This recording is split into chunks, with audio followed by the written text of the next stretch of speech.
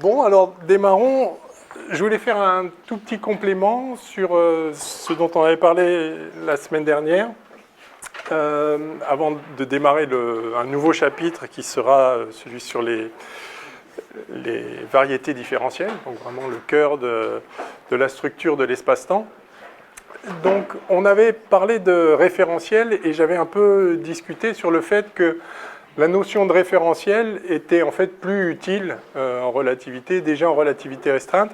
Et cette notion de référentiel nous éclaire aussi sur la particularité des références, de ce qu'on appelle en physique classique les référentiels galiléens. Et j'avais mentionné le fait qu'il y avait une question qui se pose quand on considère l'espace, seulement l'espace, hein, donc avant l'introduction de l'espace-temps, c'est comment identifier des points entre la réalité du monde à un instant et la réalité du monde à un autre instant. En fait, c'est le fait qu'il existe le temps qui fait qu'on a un problème avec l'espace. Donc, l'espace, c'est un ensemble de points, d'accord. Mais donc, voilà, l'ensemble des points du monde, je me mets là dans le cadre newtonien, pré-relativiste, donc je ne parle pas de l'ensemble des événements du monde, je parle de l'ensemble des points du monde, comme s'il existait un espace à un instant donné. Et alors on ne peut pas représenter à 3 dimensions, mais alors si je représente un espace à 2 dimensions, un peu en perspective comme ça, voilà, donc il y a l'ensemble des points, il y a des points dans cet espace, et puis on avait vu que donc en fait, les points à un autre instant, du coup, évidemment, ils ne sont pas confondus. Le temps distingue des points, enfin, distingue des événements à différents instants. Et donc, on peut représenter, si on veut, c'est juste une représentation, le même espace, ce qu'on appelle être le même, ce qu'on dit être le même espace, mais à un autre instant. Donc, il y a à nouveau des points. Et la question, c'est lequel est lequel? C'est-à-dire, comment, si je dis, je considère ce point-là, pendant le temps que j'ai prononcé la phrase en disant ce point-là, j'ai désigné en fait plusieurs événements. C'est ce point-là à différents instants. Et évidemment, compte tenu du fait que la Terre se déplace autour du Soleil ou qu'elle tourne sur elle-même, etc., ce que j'appelle ce point-là n'est plus le même point, c'est toute une trajectoire dans l'espace-temps. C'est toute une trajectoire, y compris juste dans l'espace d'un autre référentiel qui serait en mouvement par rapport à moi. Et on voit tout de suite qu'il y a un problème d'identification des points à différents instants, puisque manifestement, ce n'est pas la même chose, c'est plus tard ou plus tôt. Et donc, le choix d'un référentiel, je l'avais montré comme ça, c'est de dire, ce point-là, en fait, je le réidentifie à lui-même, je dis en fait que c'est celui-là. Et puis du coup, celui-là, c'est celui-là, et voilà. Je fais un choix d'identification des points entre un instant et l'instant suivant. Et on voit tout de suite que c'est arbitraire, parce que je pourrais tout aussi bien dire que, en fait, non, ce point-là, en fait, c'est celui-là. Et puis celui-là, c'est celui-là. Ça a l'air complètement libre comme choix. Et c'est précisément ça, un référentiel. Alors, j'avais aussi insisté sur le fait que l'espace se construisait à partir des distances. Justement, le fait qu'un point tout seul, ça ne veut rien dire si on ne le rapporte pas à un ensemble d'autres points considérés, eux, comme fixes, mais du coup, par rapport à eux-mêmes, tous les points sont fixes par rapport à eux-mêmes, ça ne veut rien dire. La question, encore une fois, c'est comment réidentifier au cours du temps le même point. Donc, ce que j'avais bien montré, j'espère, c'est que à partir d'un corps solide, on peut construire l'espace comme l'ensemble des points qui sont à une certaine distance des différents points de ce corps. Mais évidemment, pour que ça fonctionne, pour que je puisse construire un espace sur un corps, que je prends comme référence, que je peux appeler référentiel, il faut que ce corps soit lui-même rigide. C'est-à-dire, il faut que la distance entre deux points quelconque de ce corps-là ne varie pas, parce que sinon ça ne veut plus rien dire. D'accord ? Si je dis, je considère le point qui a une certaine distance de celui-là et de celui-là, si entre eux les distances changent, je ne pourrais même plus le désigner, ce point-là. Donc, bien évidemment, un référentiel, en fait, c'est un solide parfait au sens de la mécanique, c'est-à-dire les distances entre deux points quelconques du corps ne changent pas au cours du temps. À ce moment-là, j'ai un référentiel et je peux construire un espace. Ça veut dire que quand je fais cette identification ici entre des points à un instant et des points à un autre instant, je vais remettre ici T1 et T2 qui soit bien clair, quand je fais cette identification, eh bien, j'ai pas le choix d'identifier n'importe quel point avec n'importe quel point. C'est-à-dire, si je prends ces deux points-là, A1 et B1, hein, à l'instant T1, qui ont une certaine distance, bah, je peux dire, si je dis celui-là c'est A2, c'est-à-dire que c'est le même point plus tard, il ne faut pas que je prenne B2 ici. D'accord ? Parce que c'est pareil, sinon l'idée d'identifier un point, enfin une position de l'espace plus exactement, à partir des distances à des corps pris comme référence, ça ne marchera plus, puisque, enfin bon, c'est évident, d'accord ? Donc j'ai des contraintes ici en fait, sur ce que je peux identifier comme point à un instant et à l'instant suivant. Et donc ces contraintes, c'est quoi ? Bah, c'est les contraintes du mouvement rigide en fait, c'est-à-dire du mouvement d'un corps solide, encore une fois, dans l'espace. C'est quoi les contraintes, le mouvement le plus général d'un corps solide dans l'espace ? Je pense que vous l'avez tous vu en mécanique. Il y a une façon très simple de dériver ça. C'est que vous écrivez la définition d'un corps solide, c'est-à-dire que la distance de A à B égale constante, quel que soit A et B dans le corps. Et donc, si vous voulez, vous avez la norme du vecteur AB, je vais la prendre au carré, si elle est constante, son carré est constant aussi. Je vais d de AB voilà, sur dt égale 0. Et si vous dérivez ça, alors si vous prenez A stable, par exemple, ou sinon vous introduisez un point O comme origine du repère là-dedans, et vous voyez que ça va vous dire que VA scalaire AB, vous dérivez ça, ça fait D de AB sur dt, c'est-à-dire VB moins VA. On va le faire comme voilà. Scalaire AB égale 0, pardon. Et donc vous avez ce qu'on appelle l'équiprojectivité des vitesses, VA scalaire AB égale VB scalaire AB, etc. Et donc ça vous contraint le champ de vitesse. Et le champ de vitesse d'un solide, vous l'avez tous vu, c'est, vous avez la relation de Varignon, là. Voilà. Vous avez tous vu cette expression-là. C'est-à-dire qu'on ne peut pas faire... Un solide ne peut pas avoir n'importe quel mouvement. Il est caractérisé, en fait... Enfin, le mouvement d'un corps solide, c'est très simple, dans un espace à 3 dimensions. C'est soit une translation, soit une rotation, soit une combinaison des deux. Et donc, ça contraint les choix de référentiel. Alors, pourquoi je rappelle ces évidences ? Parce qu'on va voir tout de suite qu'en réalité, en relativité, déjà restreinte, il y a un problème avec cette notion de référentiel lié au fait que donc, quand vous faites une association comme ça de points, alors on a vu que dans le cas de newtonien, on est contraint par le fait que au moins les distances doivent rester les mêmes, c'est-à-dire que je peux identifier des points en disant que, alors si je prends un corps, alors un corps à 2 dimensions, je peux dire qu'à l'instant suivant, il est là, et puis à l'instant, puis à l'instant précédent, il était là.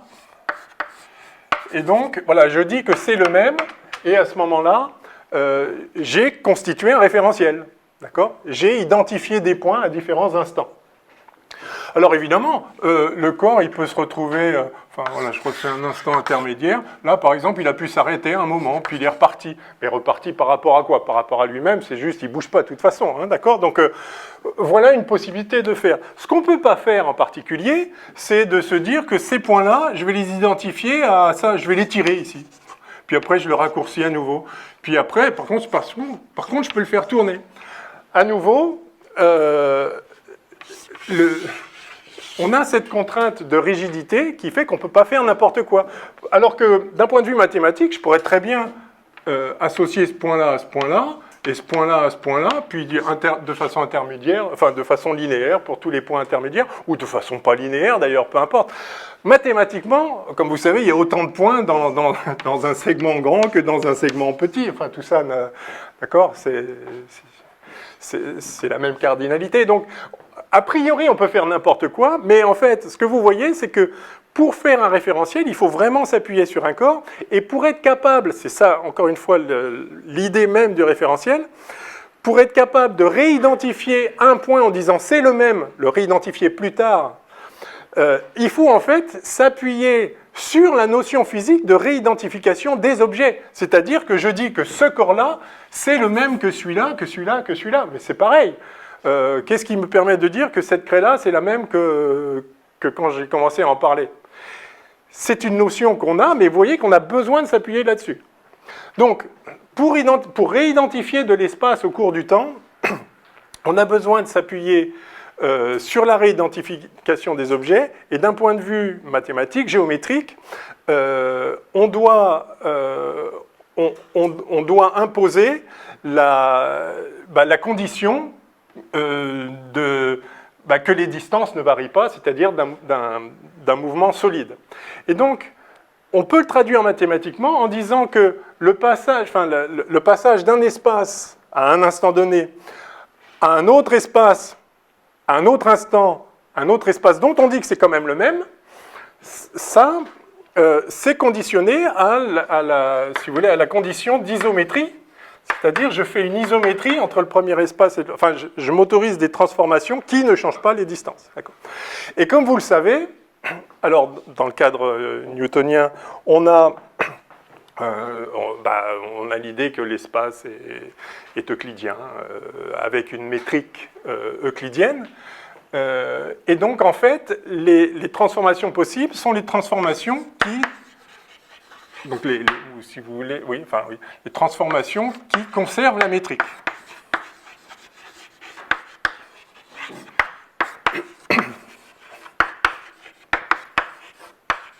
La métrique, donc, comme vous savez, si vous êtes en coordonnées cartésiennes, dx2 plus dy2 plus z2, plus dz2, si vous le représentez matriciellement dans une base qui va bien, etc., ça on reviendra sur les métriques plus en détail, mais enfin, vous connaissez ça. Et effectivement, si vous regardez... Alors, il faut que ce soit linéaire aussi, qu'il n'y ait pas de stretch, il ne faut pas qu'on puisse étirer les choses. Vous avez besoin d'un solide, encore une fois, puisque vous construisez l'espace à partir de la notion de distance. Donc vous ne pouvez pas changer les distances entre les points qui vous servent de référence, sinon c'est mort. Donc il faut que, pas d'extension, donc faut que ce soit, grosso modo, il faut que ce soit linéaire, il faut que ce soit continu aussi, c'est-à-dire vous n'allez pas dire, voilà, vous ne pouvez pas identifier les points de ce corps, vous les identifiez à un bout là, et puis un bout là. Ça ne va pas le faire non plus. Toujours parce que les distances vont changer sinon. Donc, vous avez des contraintes, et en fait, si vous regardez quels sont les changements, quelles sont les transformations au sein de l'espace qui conservent cette métrique, vous allez tomber sur les rotations et les translations, et les combinaisons des deux. Donc, la contrainte du mouvement solide, que vous connaissez en mécanique depuis toujours, peut être lié comme une contrainte sur des opérations sur la métrique. Bon, c'est ce qui conserve la métrique. C'est une façon un peu abstraite de le dire. Mais c'est quand même intéressant de le dire, parce que maintenant, regardons ce qui se passe en relativité restreinte. En relativité restreinte, vous avez... Alors, il y a une chose en plus, c'est que comme on l'a vu, on l'a rappelé, vous le connaissiez évidemment la dernière fois, c'est qu'on a un sens maintenant géométrique à parler de la distance entre deux plans d'espace. C'est-à-dire maintenant, c'est plus arbitrairement, j'en représente un là, puis un autre là, mais je pourrais le représenter ailleurs. De toute façon, c'est juste des identifications qu'on fait, mais il n'y a pas de notion particulière de distance temporelle. Enfin, je peux l'appeler durée si je veux, mais c'est juste T2 moins T1, qui n'est pas lié à la distance spatiale. Dans le cas de la relativité restreinte, c'est la découverte de l'espace-temps. La distance temporelle et la distance spatiale sont que deux composantes d'une seule et unique distance absolue d'espace-temps, dont vous connaissez la métrique, donc c'est la même en ce qui concerne l'espace. En tout cas, il existe des coordonnées telles que ça puisse s'écrire comme ça. Enfin, on va peut-être l'écrire comme ça, dct carré. Donc il y a juste un signe moins, qu'à cela ne tienne. Mais en particulier, comme vous savez, ça impose une limite qui est au déplacement d'un corps physique dans l'espace. On peut toujours considérer associer des points comme on veut, dire que celui-là c'est celui-là, faire des stretches, faire ce qu'on veut. Mais évidemment, il n'y aura pas de support physique. Ça ne va pas être utile, on ne va pas pouvoir s'en servir pour repérer pour repérer l'espace. La contrainte que ça impose, ça, c'est que si ce point-là, alors si j'ai ici delta t, ce point-là, je peux l'identifier à tout un tas de points qui sont dans ce qu'on appelle le cône de lumière, mais ce point-là, je ne peux pas l'identifier à celui-là. Disons, je peux l'identifier, mais ça ne correspondra à rien. Jamais je ne peux pas considérer que un référentiel associé à un certain corps, pour lequel un certain point d'ici, rapporté à ce corps-là, corresponde à un point ici. Pourquoi? Parce qu'il faudrait aller... donc si ici, la distance... enfin voilà... delta R2 est plus grande que C2 dt2. Enfin, voilà. Donc il y a une contrainte, c'est qu'on ne peut pas faire n'importe quoi. Et alors là, oui, alors, ce que je voulais dire aussi avant, c'est que une fois qu'on a respecté les contraintes qui permettent de définir un espace, c'est-à-dire ce mouvement solide, grosso modo, on se pose la question, il semble bien que on est complètement libre dans le choix de ces associations, évidemment. C'est-à-dire, je peux prendre le référentiel que je veux, puisque de toute façon, c'est arbitraire. Je dis que ce point-là, c'est ce point-là, mais ce n'est pas le même point, c'est plus tard. Mais si je décide que c'est le même, bon, bah, je décide que c'est le même. Si je décide que c'est en fait celui-là qui est le même, bon, bah, ce sera celui-là. On sent bien que ça doit être complètement indifférent, que la physique ne doit pas dépendre du référentiel, puisque ce que j'appelle référentiel, c'est une reconstruction qui permet d'identifier des points entre un instant et un autre. Pardon, je répète plusieurs fois, mais c'est vraiment important. Et ça, derrière ça, il y a un débat physique et philosophique qui a été extrêmement important, comme vous savez sans doute, entre Leibniz et Newton en particulier. La question, c'est l'espace est-il relatif ou est-il absolu? Et Leibniz défend a raison que l'espace est forcément relatif, puisqu'on définit un point par rapport, enfin en référence, à partir de la notion de distance sous-jacente, en référence à un corps. Donc, si je prends un autre corps, qui d'ailleurs se déplace par rapport au premier, ce que j'appelle point, ça va être autre chose, etc. Donc, ça n'a pas de sens de dire ce point-là, ça peut avoir un sens à un instant donné, mais dire ce point-là, maintenant, puis maintenant, puis maintenant, ça ne veut rien dire. Il faut bien que je me place dans un cadre pour pouvoir dire ce point-là. Donc les points, les positions ne sont évidemment définies qu'en référence à quelque chose. Ça veut rien, de la même façon, ça veut rien dire je me déplace. Je ne me déplace jamais par rapport à moi-même. Donc un point ne bouge pas. Enfin, tout ça n'a pas bien sens. Donc on comprend bien la motivation de dire que l'espace est relatif. En même temps, Newton a aussi de très bonnes raisons pour dire, mais non, il doit y avoir un espace absolu, parce que, manifestement, tous les référentiels ne se valent pas, puisque dans certains, vous avez des forces d'inertie, dans d'autres, vous n'en avez pas, par exemple. Il y a les référentiels galiléens, et puis il y a les référentiels non galiléens, et ça fait une différence d'un point de vue physique. C'est-à-dire, dans certains référentiels, un corps libre au repos reste au repos. Dans un autre référentiel, c'est pas vrai. Donc, c'est pas la même chose. Donc, vous voyez ce conflit. Et alors ce conflit, il est particulièrement vif quand on pense au problème de la rotation. Et il y a cette fameuse expérience, je pense que vous avez tous entendu parler d'expérience de pensée, mais on peut la faire en vrai, la fameuse expérience du saut de Newton, qui conduit Newton à ne pas lâcher sur le fait qu'il doit y avoir un espace absolu. Vous connaissez le saut de Newton, si vous prenez un seau avec de l'eau, d'accord, et puis vous faites tourner le seau. Alors bon, enfin, c'est le temps que ça mette l'eau en mouvement dedans, et au bout d'un moment, l'eau est en mouvement, de rotation comme ça, et évidemment, dans le référentiel du seau, c'est pas un référentiel galiléen, il est en train de tourner sur lui-même, donc il y a des forces centrifuges, et l'eau, dans le seau, elle a une forme, elle se met comme ça, quoi. Ça fait un paraboloïde de révolution, enfin, voilà. Mais alors la question, c'est, mais alors du coup, le référentiel du seau, c'est pas un bon référentiel, et pourquoi en fait ? C'est un corps solide, j'ai identifié à lui-même à travers différents instants. C'est quoi le problème, en fait? Alors, évidemment, la réponse est, oui, mais il tourne. Mais il tourne par rapport à quoi, en fait, il tourne? Il tourne par rapport au mur de la pièce, ici? Et alors, ok, alors je fais tourner la pièce avec. Et alors, du coup, si je fais tourner la pièce avec, il n'y a plus de force centrifuge? Et donc, du coup, l'eau va être plate si je fais tourner la pièce avec? On sait bien que non. On comprend bien que... Et donc, il y a l'air d'avoir... Et Newton conclut, mais il y a un espace absolu. En fait, ça veut dire quelque chose, tourner. C'est pas pareil, tourner et pas tourner. Mais par rapport à quoi? D'accord? Si on est tout seul dans l'espace, tout seul dans l'univers, ça veut dire je tourne. Oui? On n'a pas besoin de savoir par rapport à quoi on bouge, parce que tout ce qui est important, c'est de savoir qu'on bouge. Si j'ai deux personnes, j'en ai un dans un vaisseau et l'autre non, et ils vont tous les deux à vitesse constante. Pour savoir que l'un bouge ou non, j'ai juste à savoir, à regarder l'accélération que l'un ou l'autre a subie. Donc j'ai pas besoin de savoir par rapport à quoi on bouge. Mais s'il n'y a pas d'accélération, s'ils sont juste en mouvement uniforme. Mais à un moment, il y a bien dû avoir l'un des deux qui a accéléré pour tenir sa vitesse.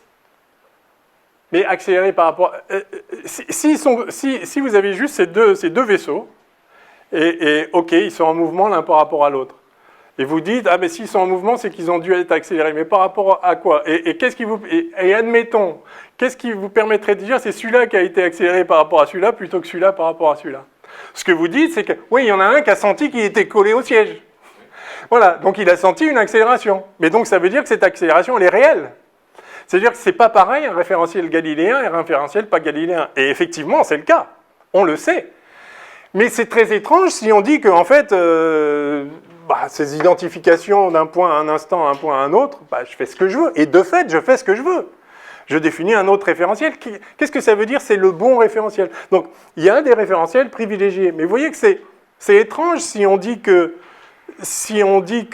finalement, l'espace, c'est nous qui le construisons en référence à un corps. Mais ce que vous dites, c'est exactement la conclusion de Newton. C'est que, donc, ça veut dire quelque chose intrinsèquement de se mettre en mouvement par rapport à quoi? À l'univers.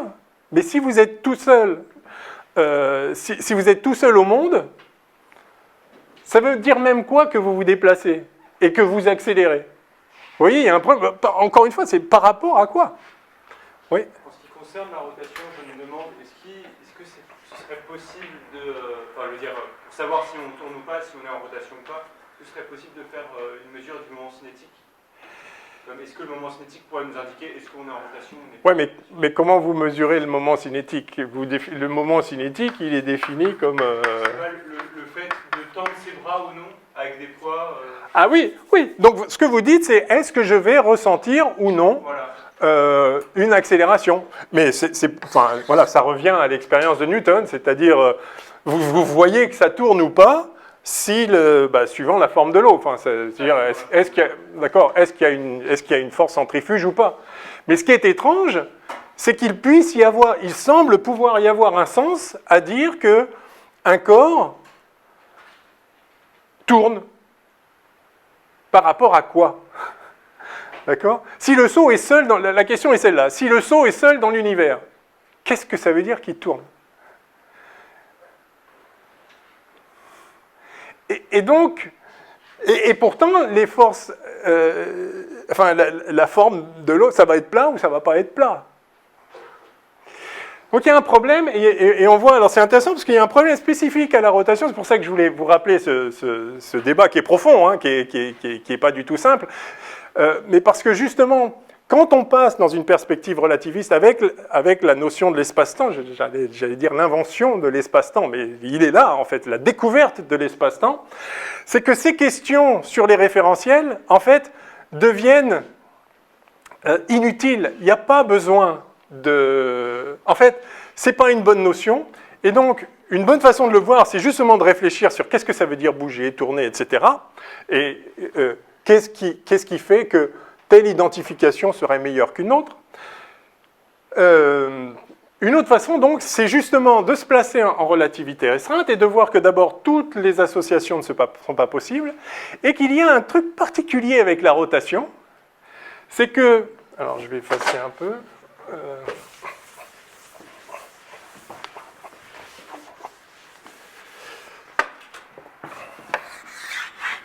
Voilà, je refais une succession d'espaces et puis je vais réidentifier des points. Alors, je prends un référentiel, c'est-à-dire je prends un corps solide de référence sur lequel je construis l'espace Et donc, voilà mon corps de référence. Et puis, je dis, ce point-là, c'est celui qui est à telle distance, par exemple, de ces 3 bouts-là. Ce point-là, c'est celui qui est à telle distance de ces 3 bouts-là. Voilà, ce corps définit l'espace et permet de dire c'est ce point-là dont je parle. Alors, si maintenant je réidentifie au-dessus, alors, je vais dire qu'il a tourné. Alors après, c'est pareil, je suis obligé de prendre une référence. Là, ça va être le tableau, mais bon. Mettons qu'il a tourné comme ça, puis maintenant, il est comme ça. Donc, du coup, ce point-là que je vais appeler A, rapporté à ce référentiel, il est où? Bah, c'est celui qui est à la... Enfin, évidemment, mon truc, voilà, c'est fait à la main, mais du coup, ça va être le point qui est aux mêmes distances par là, donc ça va être ce point-là. Et puis celui-là, ça va être... il était où? Il était à peu près dans le prolongement ici, voilà. Donc voilà le point A, voilà le point B, à l'instant suivant. Et puis maintenant, le point A est là, le point B est là, etc. Vous avez compris l'histoire. Donc là, j'ai un référentiel tournant. Et là, c'est bien, j'ai respecté le truc, j'ai pas identifié ce corps-là, enfin ce point-là, avec quelque chose qui est sorti du cône de lumière, tout va bien. Ok, mais ce point-là, il s'est retrouvé là, par rapport, voilà, si je prends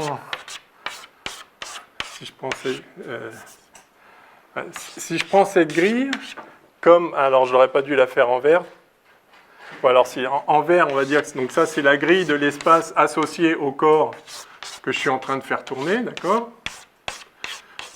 Et puis j'ai la grille blanche dessous, celle qui ne tourne pas, d'accord? Enfin celle qui ne tourne pas, celle que je prends comme référence dessous, d'accord? Donc je fais un changement de référentiel de blanc à vert. J'imagine que vous ne voyez plus rien, mais si vous avez suivi, je crois que... Bon, ok.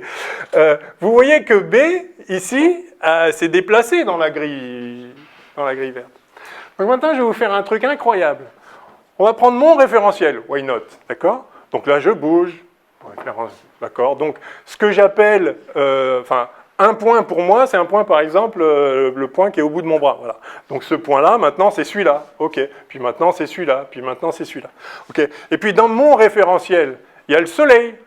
Le soleil se lève à l'est, donc voilà, le soleil, il doit être par là-bas, en ce moment, derrière les nuages. Le soleil est là-bas. Attention, je vais faire un truc absolument incroyable. Le soleil va aller plus vite que la vitesse de la lumière. Vous êtes prêts? Ça y est. Le soleil s'est déplacé plus vite que la vitesse de la lumière dans mon référentiel. Il est à 150 millions de kilomètres par là. D'accord? Maintenant, il est à 150 millions de kilomètres par là. Il a fait un arc de cercle de 150 millions de kilomètres en une demi-seconde. C'est juste dingue. Il est allé plus vite que la vitesse de la lumière dans mon référentiel, si je définis mon référentiel comme l'ensemble des points qui sont à telle et telle distance de moi, rigidement considérés comme un corps rigide, etc. C'est une vérité. Donc vous voyez que je ne peux pas prendre n'importe quel référentiel en fait. Et dès que je me mets à tourner, parce que je peux me tourner un tout petit peu, un truc qui est très très loin, ça va plus vite que la vitesse de la lumière dans mon référentiel, si je, disons, par rapport à mes coordonnées. Donc vous voyez bien que je ne peux pas prendre n'importe quelle coordonnée puis de dire, je peux faire ce que je veux, je choisis les coordonnées que je veux, simplement je ne peux pas matérialiser ces coordonnées. Je peux considérer un point rigidement associé à moi, c'est-à-dire défini à partir des distances, etc. Je peux considérer un point, si je fais une translation, tant que je ne vais pas plus vite que la vitesse de la lumière, le point associé à moi non plus, mais dès que je me mets à tourner, c'est fini, vous voyez bien que je ne peux pas étendre mon référentiel jusqu'à l'infini. Je peux l'étendre jusqu'à R tel que V égale oméga R et pas plus grand que C. Et donc, vous voyez bien que je ne peux pas faire n'importe quoi, en fait. Même comme ça, même dire, je prends un corps solide, j'associe je crée un référentiel, c'est-à-dire je crée un espace sur ce corps, et puis je le suis et je dis que c'est lui la référence, ça ne colle pas, en fait.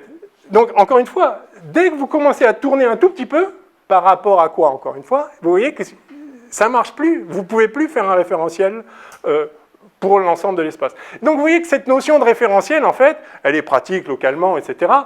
Mais ce n'est pas la bonne notion. Et la relativité nous donne la réponse justement parce qu'il y a un espace-temps et que tout ce qui compte, c'est l'ensemble des événements du monde. Et maintenant, là-dedans, vous pouvez choisir des systèmes de coordonnées comme vous voulez. Et comme je l'avais dit la dernière fois, ce qui est magique avec ça, c'est que ça permet de comprendre immédiatement quelle est la spécificité des référentiels galiléens. C'est des référentiels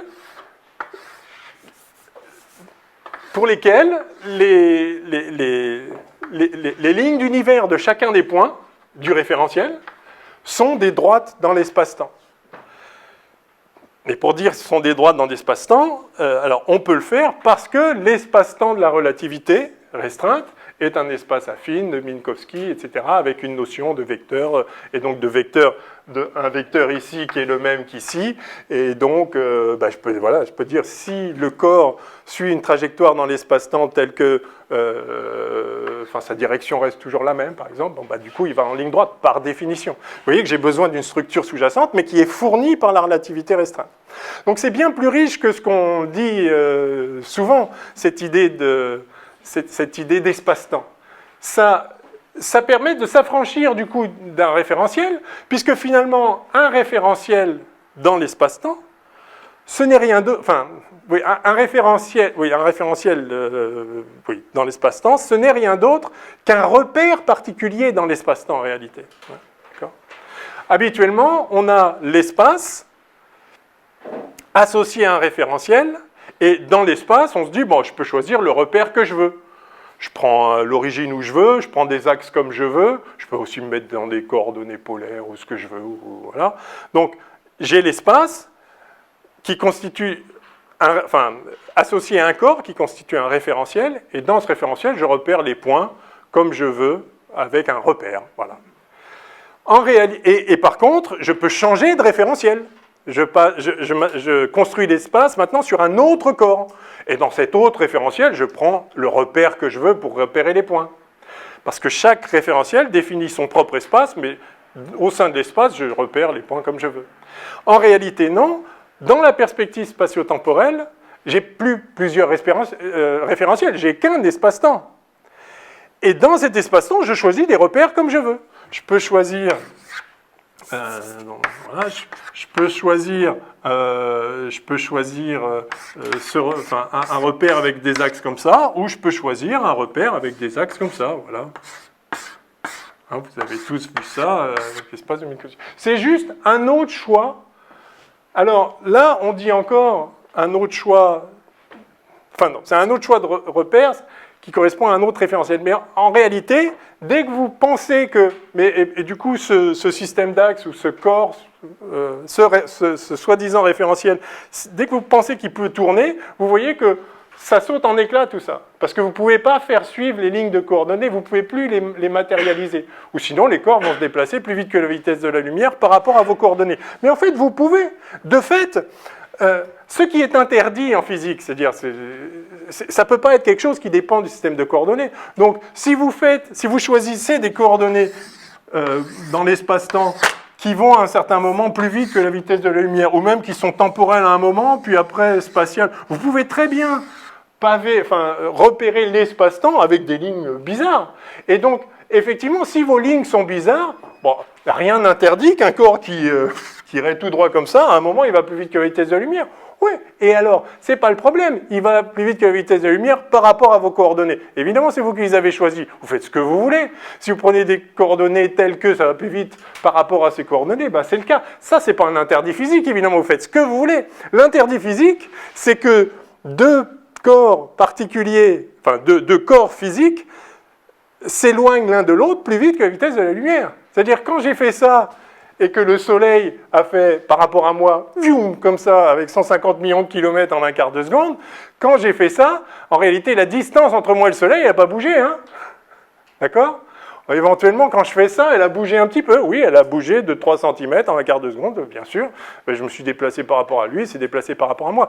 Donc, la variation de distance, elle n'a jamais été plus grande que la vitesse de la lumière. En revanche, le dx sur dt, si j'appelle x la coordonnée, oui, ça a été plus grand parce que j'ai pris un x qui n'était pas le bon. Donc, vous voyez, il faut vraiment distinguer la réalité physique, l'espace-temps, indépendamment du système de coordonnées et la manière dont on choisit de repérer des positions dans cet espace-temps. Et pour repérer ces positions, on fait ce qu'on veut. Évidemment, comment la physique pourrait-elle dépendre de la manière dont je décide de repérer tel point, tel point et tel point? Donc c'est vraiment très important. J'ai dit que des trivialités, on est d'accord. Mais c'est vraiment important de comprendre qu'il y a une différence, d'abord, entre le monde et la représentation du monde dans un système de coordonnées, c'est-à-dire la manière dont on attribue à chaque point qui, lui, est ce qu'il est, à chaque point de l'espace-temps, donc à chaque événement, des coordonnées particulières. Et de fait, vous voyez qu'en fait, notion de référentiel, on s'en fiche. Et alors, on utilise souvent, même en relativité générale, le terme référentiel parce que c'est pratique, mais on le pense toujours au niveau local. En particulier, on parle de référentiel en chute libre. Mais en fait, la vérité, quand on parle de référentiel, c'est qu'on parle d'un certain système de coordonnées. Et il n'y a pas besoin d'étendre ce système au-delà de la zone dans laquelle on regarde la physique. Voilà. Donc en fait, il y a l'espace-temps et lui est absolu. Lui est absolu. Encore une fois, ça a un sens de dire je vais tout droit dans l'espace-temps. Donc, d'une certaine façon, ils ont tous les deux raison. C'est-à-dire, mais ce n'est pas l'espace qui est absolu. Et il y a un sens à dire je tourne. Alors, oui, j'aurais dû citer aussi ici le principe de Mach, Ernst Mach, qui... la question, c'est qu'est-ce qui définit justement, qu'est-ce que ça veut dire tourner par rapport à quoi? Et la réponse de Mach, c'est que ça doit être par rapport à l'ensemble des corps de l'univers. En fait, c'est l'ensemble, c'est-à-dire je tourne par rapport aux étoiles lointaines. Le fait est, à nouveau, c'est le constat observationnel, le saut de Newton, là, dans le référentiel, c'est une observation vraiment intéressante, dans un référentiel où la surface est plate, c'est-à-dire je peux dire ça ne tourne pas, il n'y a pas de force centrifuge. Dans ce référentiel-là, comme par hasard, les étoiles lointaines ne bougent pas, ne tournent pas non plus. Et dans un référentiel où la surface de l'eau s'incurve, d'accord ? Donc si je me mets dans ce référentiel-là, c'est-à-dire je tourne avec le seau, les étoiles lointaines tournent dans le sens opposé. Donc on sent bien que les étoiles lointaines, quelque part, elles donnent le bon référentiel. Et en fait, est-ce que ce n'est pas justement elles, c'est-à-dire l'ensemble de la distribution de matière dans l'univers, qui définit la géométrie de l'espace-temps? Et vous voyez qu'on retouche ici l'idée, le principe de Mach a beaucoup, on dit Mach en français, Mach en allemand, mais a beaucoup inspiré Einstein. Et effectivement, l'idée que ce qui définit le bon référentiel, ou, dit en termes plus modernes, ce qui définit la géométrie propre de l'espace-temps en tant qu'il est ce qu'il est, absolu, l'espace-temps, l'ensemble des événements de l'univers, ce qui définit sa géométrie, en fait, c'est la distribution de masse globale. Et donc, c'est pas juste, ok, là, le seau, il ne tourne pas par rapport à lui-même, il tourne par rapport à la pièce, d'accord? Mais si je fais tourner la pièce, du coup, le seau ne tourne pas par rapport à la pièce. Oui, mais il tourne par rapport à l'espace-temps absolu. En tout cas, les points du seau en train de tourner, si je le représente dans sa trajectoire dans l'espace-temps, ce ne seront pas des droites de l'espace-temps. Ils n'iront pas tout droit. Et donc, encore une fois, fondamentalement, la différence... on peut parler de référentiel tant qu'on veut, et on voit bien que dès que ça tourne, on ne peut pas étendre le référentiel à l'infini, donc ce n'est pas la bonne notion. La bonne notion, c'est est-ce que notre ligne d'univers est une droite ou pas? Et du coup, on comprend que oui, c'est pas pareil, une droite et pas une droite, c'est pas pareil. On peut parler de quelque chose qui est courbé ou qui ne l'est pas. Bon, bref.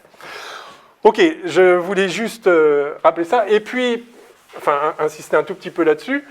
Évidemment, on parlera quand même de référentiel, je dirais, par abus de langage ou par mégarde, mais essentiellement, ce qui compte, il y a l'espace-temps, et ce qui compte, ça va être quel choix de système de coordonnées on fait dans l'espace-temps, étant entendu que du coup, puisque c'est un choix, on fait ce qu'on veut. Et les lois de la physique ne doivent pas dépendre, non pas du référentiel, encore une fois, ça ne veut plus rien dire, les lois de la physique ne doivent pas dépendre du système de coordonnées choisi. évidemment. Et donc, il va falloir écrire des lois physiques, comme on le fait déjà en physique newtonienne, non pas en termes de coordonnées, mais en termes d'objets intrinsèques définis au sein de l'espace ou de l'espace-temps maintenant, c'est-à-dire des vecteurs, ou des scalaires, évidemment, des vecteurs, des tenseurs de rang quelconque. Vous aviez une question? Oui. Du coup, si je comprends bien, le saut de Newton, on a réussi à résoudre ce problème grâce à la relativité, grâce au principe qu'il y ait une vitesse maximale dans l'univers. On ne pouvait pas le résoudre d'une autre manière. Est-ce que ça a indiqué... Disons que en découvrant la réalité physique de l'espace-temps en tant qu'entité géométrique, effectivement, ce problème est formulé d'une façon tout à fait nouvelle, où il y a, en quelque sorte, il n'y a plus vraiment de problème. Reste à comprendre quelle est la structure de l'espace-temps global. Et c'est là où on se rapproche de cette méditation profonde de Mach sur... en fait, lui, tout ça est parti d'une réflexion sur la physique des sensations, etc. Parce qu'effectivement, est-ce que je ressens une accélération? Enfin, voilà. Il y a tout un processus très intéressant. Marc, c'est un très, très grand physicien, philosophe aussi. Donc, on se rapproche effectivement de l'idée que c'est bien l'ensemble des corps de l'univers qui définissent la géométrie, y compris locale. Et ça, c'est complètement inscrit dans les équations d'Einstein, en effet, en réalité. Enfin, c'est une des idées qu'il y a derrière. Ok, je voulais aussi juste vous faire remarquer une chose. Donc, ce que j'avais dit déjà la dernière fois, et on le verra évidemment tout le long de ce cours, la loi fondamentale de Newton, qui est donc le principe d'inertie, qui est qu'un corps libre va tout droit. Dans le cas newtonien, on dit à une vitesse constante, uniforme et en direction et en vitesse, donc un vecteur vitesse constante, dv sur dt égale 0, évidemment. Ici, f égale 0, du coup, v égale constante. Ça se traduit dans un cadre quadridimensionnel par un corps libre va tout droit dans l'espace-temps. Ceci restera vrai en relativité générale. Un corps libre va tout droit, et j'avais pris l'exemple de, voilà, je fais ça, ce corps, je viens de vous montrer une droite dans l'espace-temps. Ce corps, ou si je fais ça, d'accord, vous allez dire, mais comment ça, c'est une droite, il a fait une parabole. Non. Enfin, oui, il a fait une parabole au sein de l'espace défini par rapport à cette pièce. Ok, je repère des points. Ok, c'est vrai, il a fait une parabole dans l'espace. Alors, si je la représente, je vais dire ça, c'est l'espace.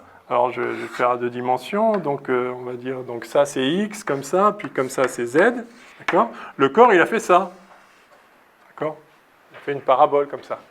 Il a fait une parabole, mais là, vous la projetez dans l'espace. Le temps s'est écoulé entre-temps. En fait, le corps, il était là, puis il était là. Alors,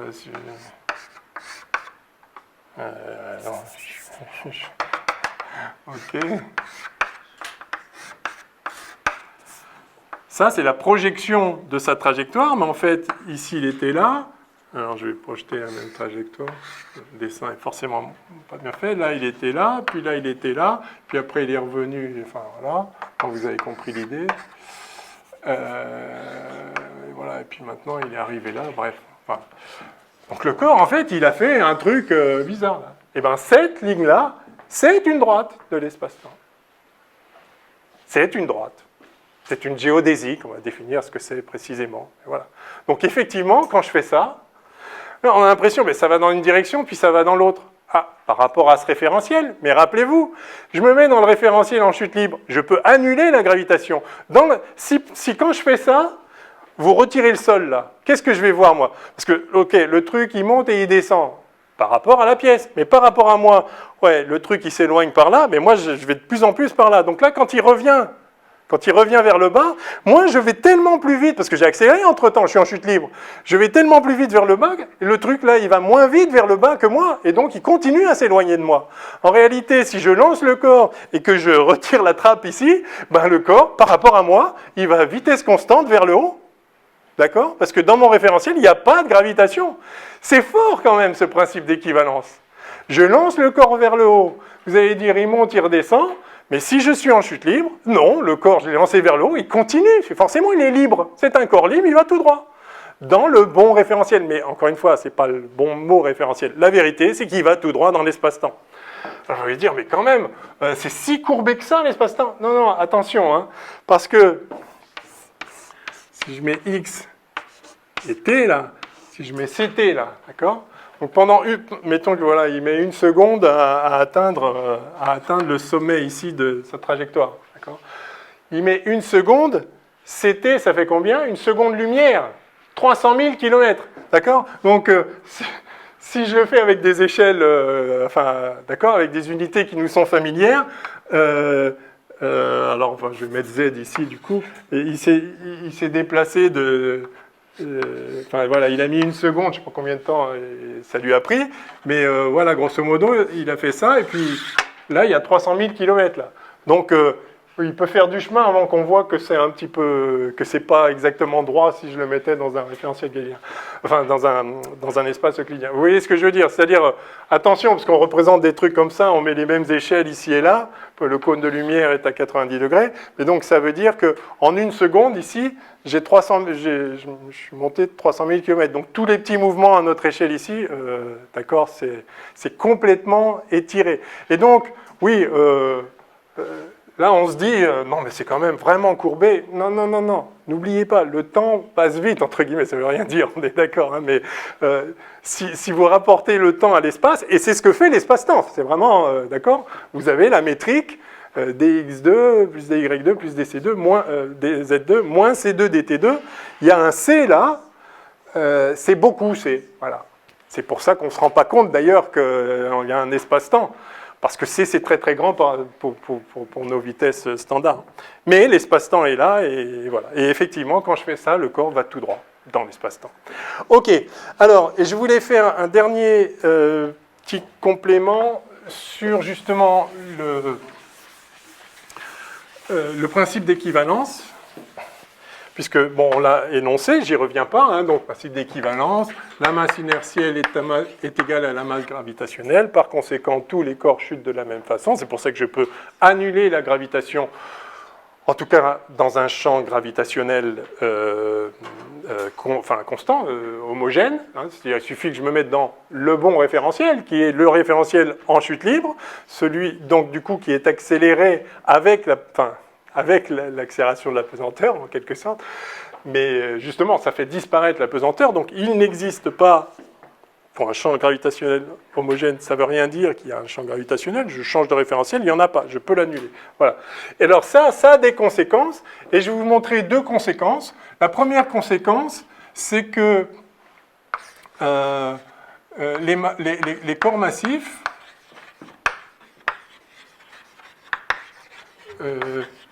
je vais mettre comme ça, dévie la lumière.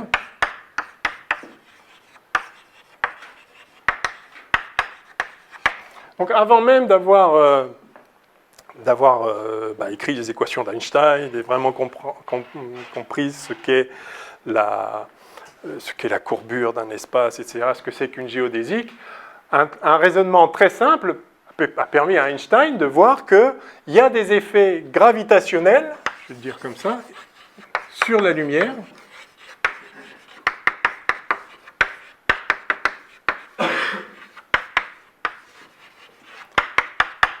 Il y a des effets gravitationnels sur la lumière, voyons-le, simplement en appliquant le principe d'équivalence.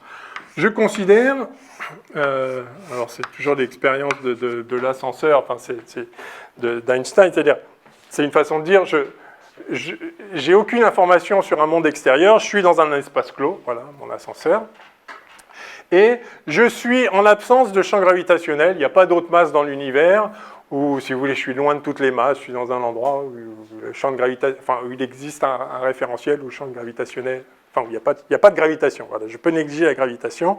Évidemment, si je me mets à accélérer, alors je vais mimer un champ gravitationnel avec l'accélération exactement opposée par la force d'inertie, comme on l'a vu la dernière fois. Mais donc, je me mets dans un vaisseau, un ascenseur, ce que vous voulez, je m'isole du monde, il n'y a pas de champ de gravitation, et j'envoie un faisceau lumineux d'ici vers là. Enfin, horizontalement, si j'appelle, ça, j'appelle ça horizontal.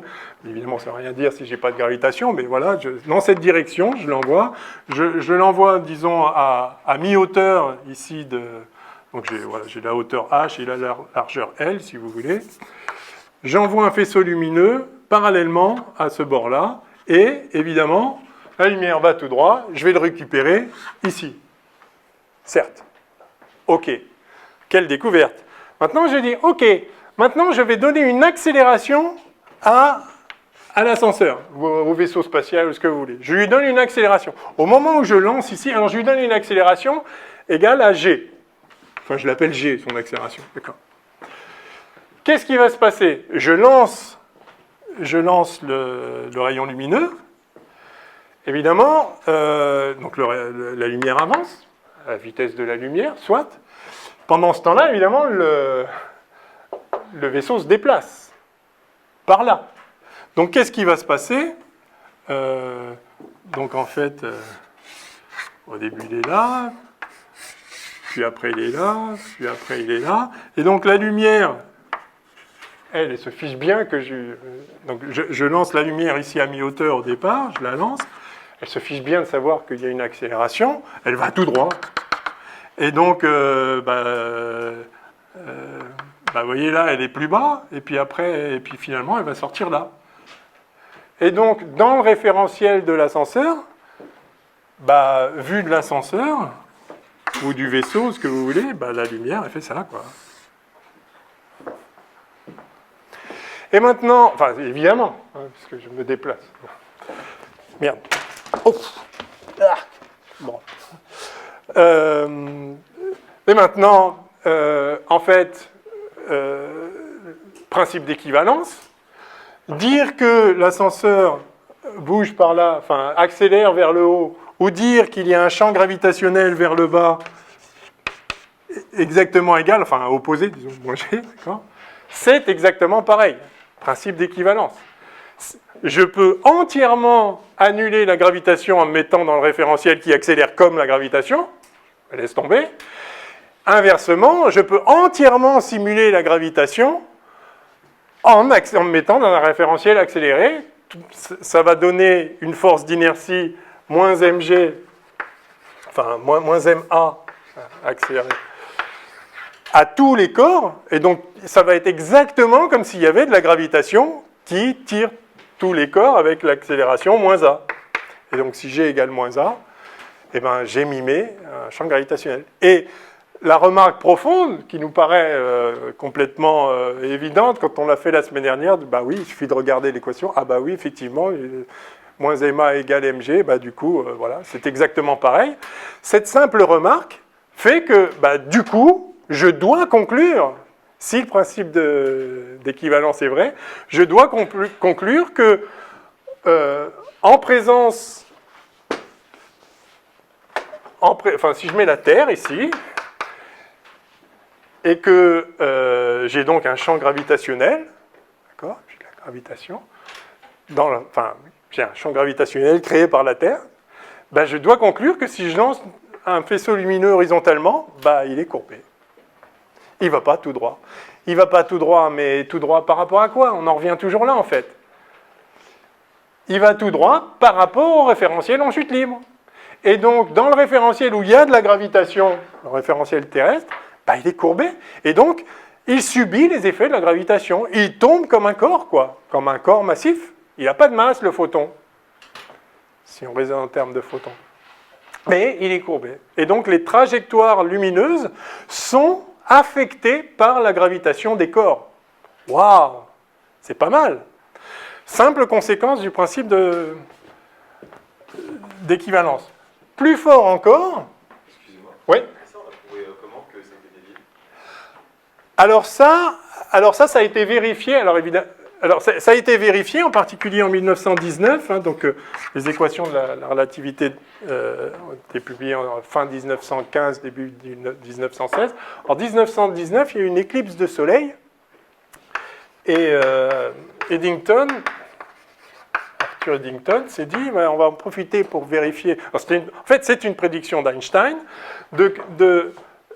que la lumière va être défléchie par les masses, mais évidemment, quand on fait le calcul en détail, on s'aperçoit que la lumière va très très vite d'un bout à l'autre de l'ascenseur. Il n'a pas eu le temps d'accélérer beaucoup, l'ascenseur. Donc, c'est pas qu'il s'est retrouvé en bas de l'ascenseur. Là, si ce truc-là fait 1 mètre, donc on ne va pas le voir comme ça, d'accord ?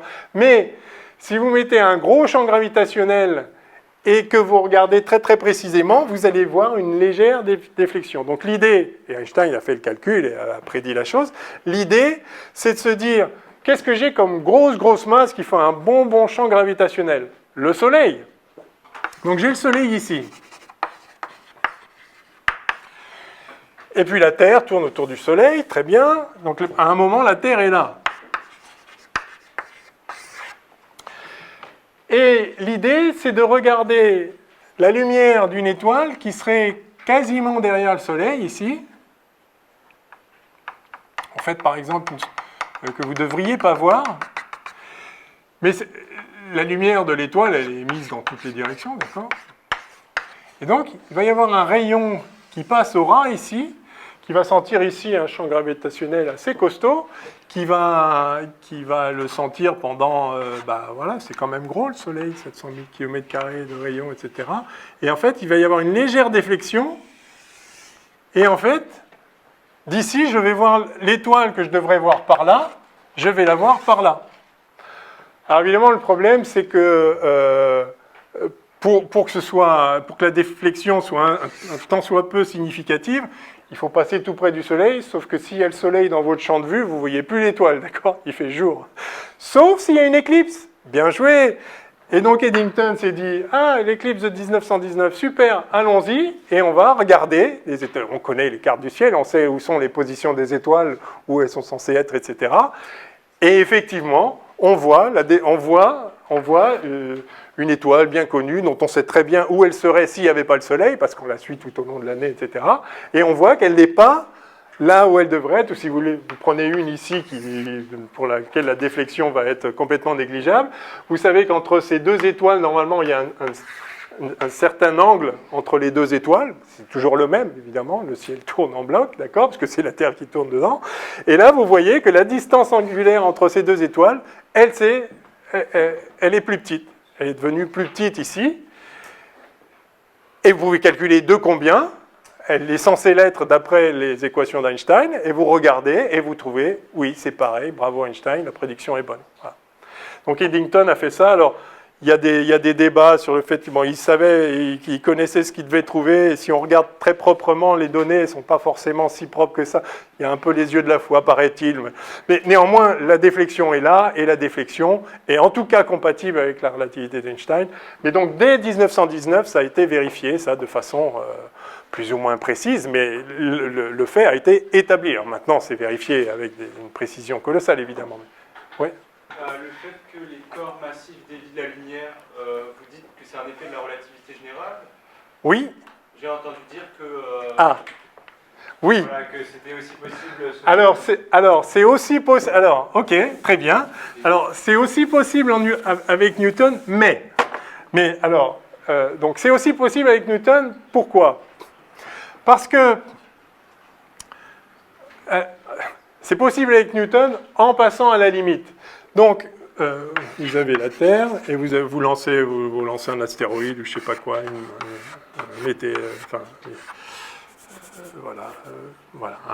un corps céleste qui passe à proximité de la Terre. Il va être dévié comme ça. Il va être dévié pourquoi ? Parce que vous écrivez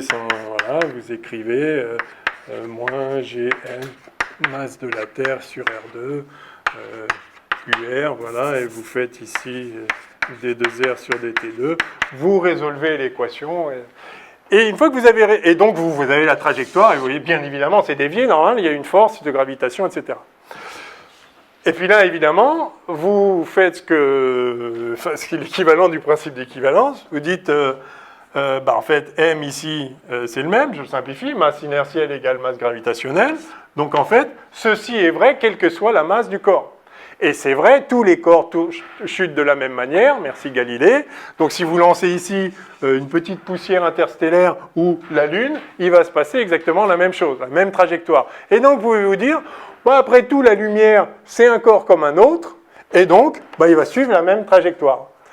Alors c'est quand même un abus, parce que la lumière, c'est pas un corps comme un autre. Alors c'est vrai que pour Newton, la lumière, ce sont des corpuscules. Alors, sauf que ça, non, la lumière c'est une onde, oui, mais en physique quantique, malgré tout, quand même, si, c'est quand même un corpuscule, pas vraiment, mais il faudrait, je rentre pas dans ces détails de la théorie des champs et de qu'est-ce qu'une particule en théorie des champs, mais admettons, on a une particule de lumière qu'on appelle un photon. Le problème, c'est qu'un photon, ça a une masse nulle, et donc, c'est pas si, alors.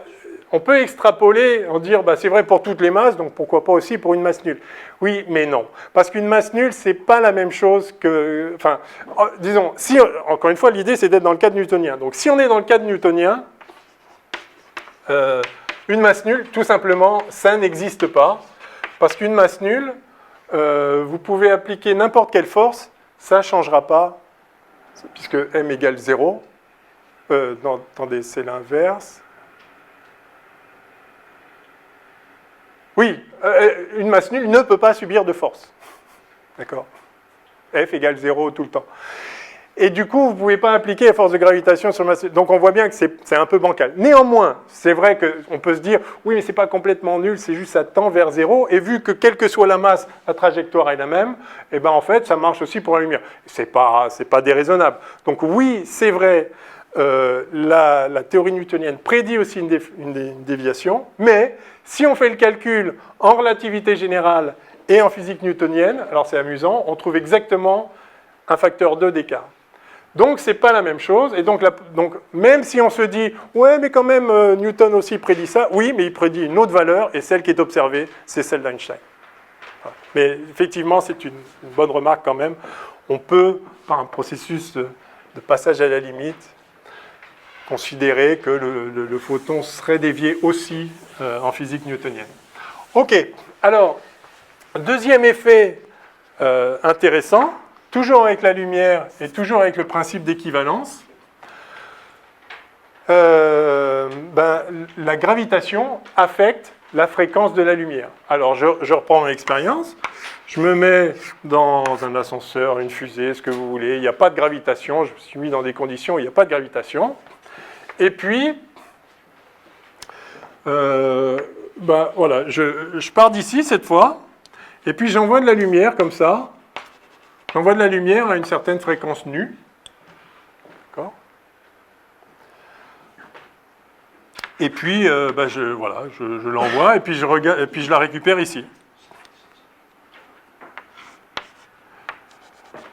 J'envoie de la lumière à une fréquence nue. Je suis au milieu de rien, il n'y a pas de gravitation, il n'y a rien. J'envoie de la lumière, je la lance avec la fréquence nue, je la récupère avec la fréquence nue, évidemment. D'accord ? Ouais. Ok, très bien. Maintenant, je fais la même chose, mais je vais donner une accélération G vers le haut à l'ascenseur ou au vaisseau. Qu'est-ce qui se passe ? Du coup, le temps que le photon arrive en bas, j'ai une hauteur h, le temps que le photon arrive en bas, ça a pris un certain temps, je sais exactement combien de temps ça a pris, d'accord ? H sur c, le photon va à la vitesse c, d'accord ? Et donc l'ascenseur qui est accéléré à l'accélération g, a acquis une certaine vitesse. V égale g fois ça, donc g h sur c. D'accord ? G delta t, évidemment. Si je pars à vitesse nulle. Je prends le référentiel qui correspond à l'ascenseur ou la fusée au moment où j'envoie le truc. Voilà. Et donc, quand le photon arrive ici, en fait, l'ascenseur est en train de bouger à la vitesse GH sur C. Bah, du coup, si j'ai la lumière à une fréquence nue et que je me projette vers la lumière, bah, il y a un redshift, un blue shift, pardon, il y a l'effet Doppler, tout simplement.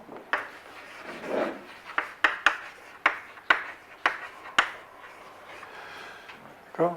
Si vous venez en avant, si vous allez, enfin voilà, j'ai la lumière là qui vient de ces tubes là. Si j'avance, ben, je les vois un peu plus bleus. La fréquence est plus grande. C'est comme l'effet Doppler avec le son. Et si je m'éloigne, au contraire, ça va être un peu plus rouge. Enfin, fréquence. Bon, c'est l'effet Doppler. De combien va... Du coup, je vais pas du tout détecter la même fréquence ici. Ça va être quoi la nouvelle fréquence? Ben, vous savez tous que delta nu sur nu, c'est quoi delta nu sur nu? Premier ordre, moins. L'effet Doppler, ça dépend de la vitesse, notre vitesse, rapportée à la vitesse. Alors si c'est l'effet Doppler sonore, ça va être notre vitesse divisée par la vitesse du son. Là, c'est divisé par la vitesse de la lumière. Donc c'est V sur C, l'effet Doppler. Vous avez vu ça? Si vous voulez mettre en relativité, ça serait racine de 1 moins bêta sur 1 plus bêta. Comme ça, hein, bêta égale V sur C. Au premier ordre, de toute façon, l'ascenseur, il se déplace juste un petit peu, il n'est pas relativiste, mais en tout cas, c'est V sur C, quoi. Et donc, ce que vous allez voir, c'est que vous allez voir une variation de la fréquence, bah, qui vaut V sur C, c'est-à-dire GH sur C2, GH2 sur C, non, VH sur C2, pardon, GH sur C1, décidément. Voilà. Voilà ce que vous prédisez. Oui? Comment on combine ça avec l'invariance de la vitesse de la lumière? Ah ben c'est juste que dans le référentiel, de toute façon là on n'est pas relativiste, hein, mais dans tous les référentiels ça va à la vitesse C. Donc dans le référentiel de la fusée ou de l'ascenseur, il y a H à parcourir et donc elle le parcourt en H sur C. Le truc, c'est que vu de l'extérieur, la hauteur de l'ascenseur, enfin, vu d'un référentiel dans lequel on voit que l'ascenseur bouge, en fait, la hauteur de l'ascenseur ne sera pas exactement la même, mais ça donnera la même chose au bout du compte. Là, de toute façon, c'est une mesure physique, c'est-à-dire, j'envoie une certaine fréquence, c'est un fait objectif, et je récupère une certaine fréquence, je mets un spectromètre à l'arrivée, et je vois quelle est la fréquence. Donc je fais une mesure de fréquence, et ce qui est absolument évident, c'est que la fréquence que je reçois ici ne va pas être la même que celle que j'ai envoyée, tout simplement parce que je me déplace. Donc c'est normal, c'est l'effet Doppler. Il n'y a absolument rien de mystérieux, d'accord? Il n'y a rien de relativiste non plus là-dedans, d'accord? J'envoie de la lumière et je me déplace par rapport à elle, j'ai un effet Doppler, c'est donc pas la même fréquence. Ok, mais maintenant, principe d'équivalence. En fait, j'ai dit que j'avais accéléré l'ascenseur vers le haut, mais c'est exactement pareil si je n'accélère pas l'ascenseur et que je mets un champ gravitationnel qui tire avec G. Alors j'aurais dû appeler celui-là moins G, enfin du coup c'est moins ce G-là, enfin voilà, j'ai un champ gravitationnel. Ça veut dire quoi? Ça veut dire que si j'ai un ascenseur au repos dans un champ sur Terre, donc, ou même cette pièce, voilà, la lumière qui est émise d'ici vers le bas, elle est émise à une certaine fréquence. Quand je la mesure en bas, ben, elle a une fréquence plus grande. C'est fatal. Si je les mets comme ça, elle a la même fréquence, elle va être déviée un peu, on vient de le voir. Mais si je regarde la fréquence ici par rapport à la fréquence là, je vais trouver une fréquence plus grande. Comme si la lumière avait été accélérée dans le champ gravitationnel, ça ne veut évidemment rien dire, C égale constante, comme vous le remarquez fort justement. Donc elle n'est pas accélérée, la vitesse de la lumière, c'est la vitesse de la lumière, mais sa fréquence, arrivée en bas, est plus grande qu'en haut. Inversement, si maintenant, si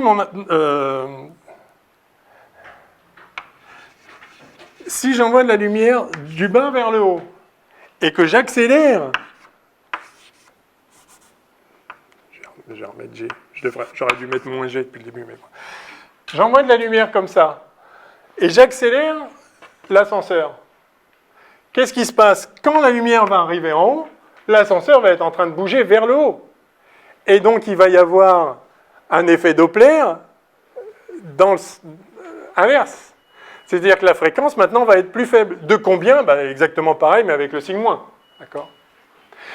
Ça veut dire maintenant, principe d'équivalence, que si j'envoie de la lumière, un spot d'en bas vers le haut, si je l'envoie à une certaine fréquence, plus haut, il va avoir une autre fréquence. Plus faible, plus faible. De combien? Au premier ordre, j'ai fait un calcul là rapide, mais de toute façon les vitesses sont faibles devant la vitesse de la lumière. La vitesse de l'ascenseur va être faible devant la vitesse de la lumière, etc.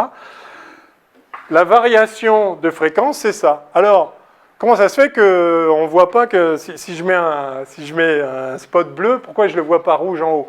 Oui, parce que pour passer du bleu au rouge, il faut faire un delta U sur nu de l'ordre de 2, d'accord? Sauf que c'est très très très très grand dans nos unités standards. On peut l'estimer. Si vous mettez ici, allez, 10 mètres par seconde carré, vous mettez ici, allez, je vous mets 1 km. Allez, 1 km, 1000 mètres. Tiens, je me mets dans une montagne à 1 km. C'est 3,18 mètres. Donc au carré, ça fait 9, 10, 16. Allez, on va dire 10, 17. 10, 17. Et en haut, on a 10, 4. Ok, 10 moins 13. Donc la variation de fréquence, ça va être 10 moins 13 dans le champ gravitationnel terrestre sur 1 km. Ok, ça ne se voit pas. Mais c'est là. Et si maintenant vous mettez un champ gravitationnel un peu sérieux, vous mettez, pas loin de l'horizon d'un trou noir, tiens, vous allez voir ce qui va se passer. Hein. La lumière émise, elle va être reçue à une fréquence beaucoup plus faible. De combien? Mais voilà. Alors, on fera le calcul proprement avec la métrique de Schwarzschild autour d'un trou noir, mais l'effet est là déjà. Et alors, c'est amusant parce que si vous regardez, donc, si on se remet dans l'idée du photon maintenant, delta nu sur nu, en fait, c'est delta E sur E, E égale H nu, d'accord? L'énergie du photon. C'est H nu. Si je dis E égale H nu. Donc delta E sur E, combien j'ai trouvé là? GH sur C2. GH sur C2, tiens. Je vais l'écrire comme ça, GH sur C2.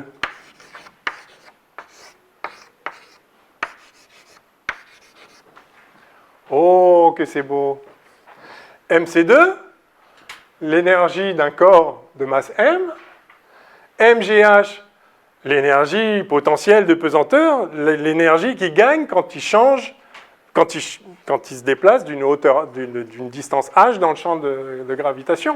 Donc si je laisse tomber un corps, pas de la lumière, un corps massif, je le laisse tomber d'une hauteur h, il va avoir évidemment une énergie plus grande arrivée en bas. De combien? De ça. Et le photon aussi. C'est comme si le photon tombait dans le champ gravitationnel et gagnait de l'énergie exactement la même que ce que gagne n'importe quel corps. Alors, évidemment, rapporté à sa masse. Alors, encore une fois, m égale 0, du coup, ça ne le fait pas, 0 sur 0, je ne sais pas quoi dire. Mais vous voyez que c'est exactement la même idée, en fait. Et finalement, on tourne à la même chose, voilà, c'est ce qu'on a dit depuis le début. Les effets gravitationnels, la lumière subit les effets gravitationnels, comme n'importe quel corps, mais c'est normal parce qu'il n'y a pas d'effet gravitationnel autre que des effets géométriques. Et donc, la lumière se propage dans le même espace-temps que n'importe quel corps. En fait, c'est ça. C'est l'espace-temps qui est affecté. Il n'y a pas une force qui s'exerce sur les corps. Il y a l'espace-temps qui est différent du fait de la présence des masses. Et du coup, n'importe quoi qui est dans l'espace-temps, lumière, matière, ce que vous voulez, n'importe quoi qui est dans l'espace-temps, est sensible à la géométrie de l'espace-temps, et voilà. Donc il n'y a pas, vous voyez l'idée profonde. Donc vraiment, en méditant simplement ce principe d'équivalence, qui est un constat très étrange, la masse inertielle qui n'a rien à voir avec la masse gravitationnelle, elles sont égales, tous les corps tournent pareil. Donc ce simple constat très étrange induit, quand on le médite profondément, induit à réaliser que, en fait, les effets gravitationnels ne doivent pas se décrire en termes de force de façon ordinaire, mais pourraient très bien être, en fait, des effets, oui, c'est lié, enfin, là on a des effets inertiels, des effets de mouvement, en fait, sont liés à de la géométrie, enfin, où l'inertie est, enfin, ils sont liés à de la géométrie. Bon, je ne refais pas le discours que j'avais fait la dernière fois, mais tout ça, on voit comment ça motive la réflexion d'Einstein d'essayer de traiter les effets gravitationnels d'un point de vue géométrique. Reste encore maintenant, évidemment, à voir comment faire. Et une fois que j'ai dit les corps vont tout droit dans l'espace-temps, qu'est-ce que ça veut dire aller tout droit? Et donc, oui. Et du coup, ça veut dire qu'il faut observer des trous noirs entre guillemets dans l'infrarouge?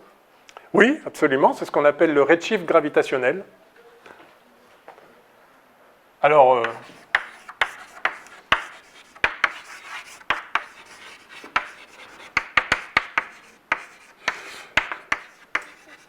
Alors, ceci dit, en général, d'ailleurs, la lumière autour des trous noirs, on la voit dans les rayons X, mais parce qu'on voit le disque d'accrétion autour, qui n'est pas si près que ça, dans le champ, qui n'est pas si profond que ça dans le puits gravitationnel, on va dire, et donc le décalage n'est pas si grand que ça, et puis de toute façon, il suffit de partir à une fréquence plus haute, et du coup, vous pouvez diminuer la fréquence et rester quand même à haute fréquence par rapport à nos fréquences standards. Donc, mais effectivement, il y a ce redshift gravitationnel, qui est un fait bien établi, qui est établi sur Terre, hein. On l'a fait hein, malgré tout. C'est un truc démentiel quand même. Hein. Pente des Rebka.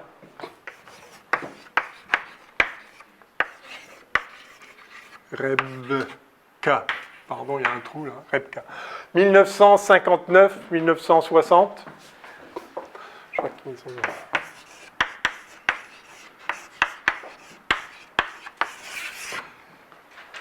Je vous ai dit, hein, du 10 combien on a dit 10-13 sur 1 km. Alors eux, ils l'ont fait dans une tour, en envoyant des rayons gamma, en utilisant un effet qui s'appelle l'effet Mös-Bauer. Vous imaginez la précision du truc, hein, d'aller repérer une variation de fréquence d'un photon de 10 même si c'était 10 mètres et pas 1 km, de 10 15. Très très fort, hein, 1959. Très très fort, pente des Rebka. Très très fort. Et ils ont trouvé exactement ce qui est prédit. Alors ils l'ont fait par de l'absorption en fait. Si vous envoyez un photon gamma par une transition dans un atome, une transition nucléaire même, à une fréquence bien particulière, il va être absorbé en résonance s'il a la même fréquence, mais sauf que justement la fréquence est décalée. Du coup, vous pouvez l'émettre, mais vous n'allez pas l'absorber, vous en absorbez moins, avec une moins grande probabilité. Sauf qu'en fait, non, parce que quand vous émettez la lumière, l'énergie du photon, c'est l'énergie du photon dans le référentiel du centre de masse, mais il y a un recul. Il y a un recul du noyau. Vous émettez de la lumière avec une certaine quantité de mouvement aussi d'un certain côté, donc il y a un recul. Du coup, il y a déjà un redshift au départ, et du coup, ça compense, et finalement, vous pouvez obtenir une résonance, et vous voyez le genre d'idée. Je ne connais pas les détails non plus, et on pourrait regarder, mais vous voyez l'idée, on est vraiment dans du fin, là. Mais ça a été vérifié, et c'est absolument remarquable. Donc ça existe sur Terre, et alors, vous savez tous, je pense, j'espère, que quand vous voulez vous positionner avec le GPS sur Terre, l'horloge du GPS qui envoie des signaux toutes les secondes là-haut, s'il envoie toutes les secondes là-haut, et on les reçoit ici, pas toutes les secondes. C'est pas la même seconde.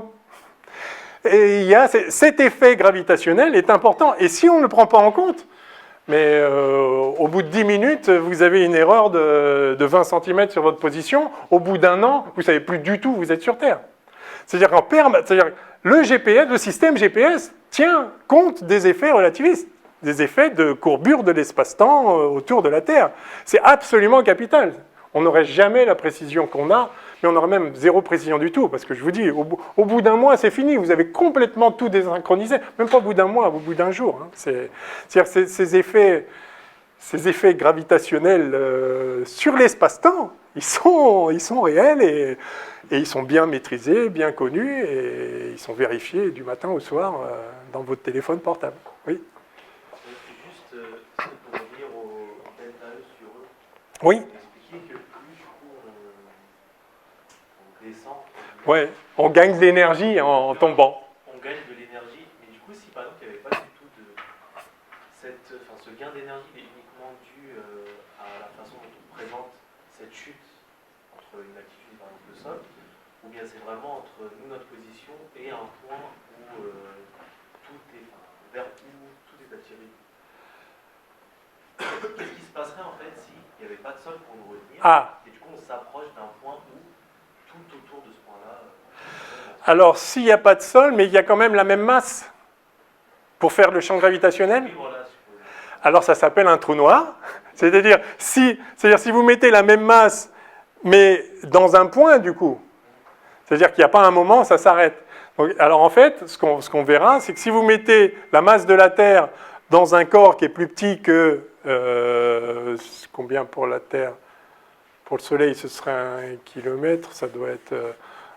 je vais vous dire une bêtise, mais on va prendre un chiffre beaucoup trop grand. Si vous mettez la masse de la Terre dans 1 mm, voilà, c'est réglé, d'un truc de rayon d'1 mm, à ce moment-là, vous avez un trou noir, et le photon, en fait, va continuer, il va arriver sur un truc qui s'appelle une singularité, et c'est la fin de sa... mais effectivement, alors... son énergie ne va pas augmenter... Enfin...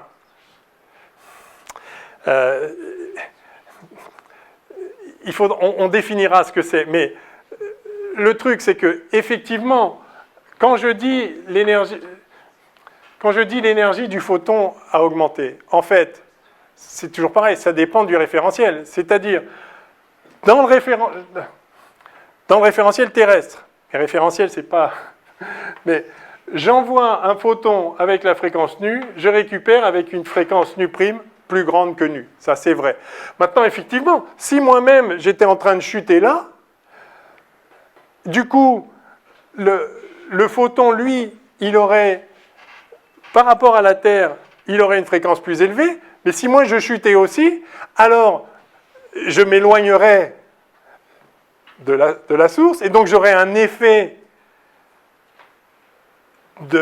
un effet Doppler, si je m'éloigne, qui va diminuer la fréquence.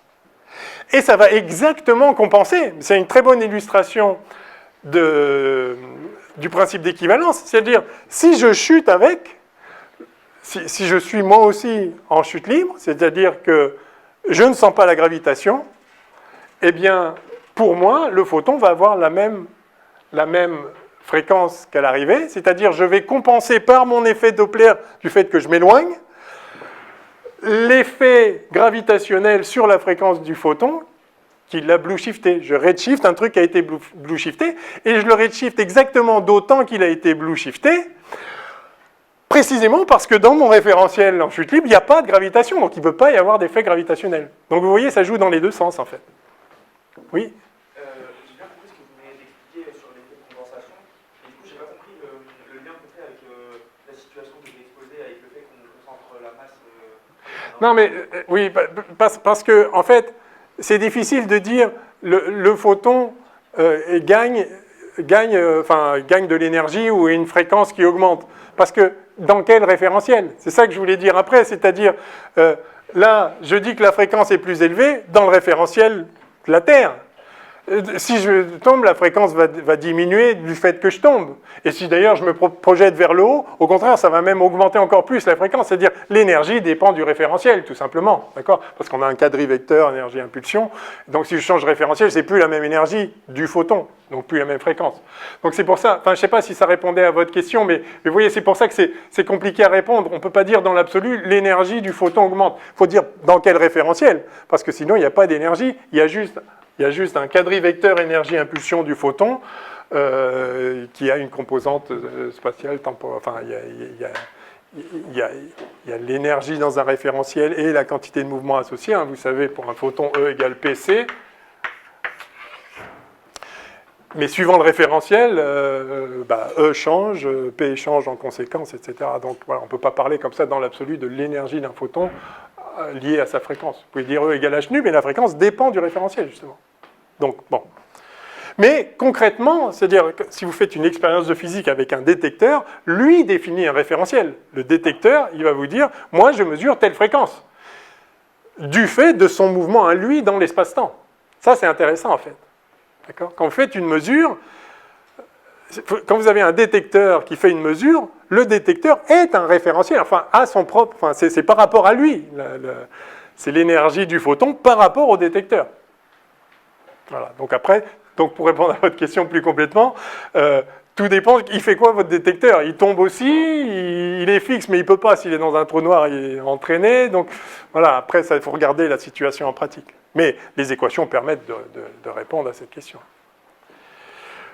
Ok, en fait, bon, c'est un peu plus long que je pensais, mais c'est pas très grave.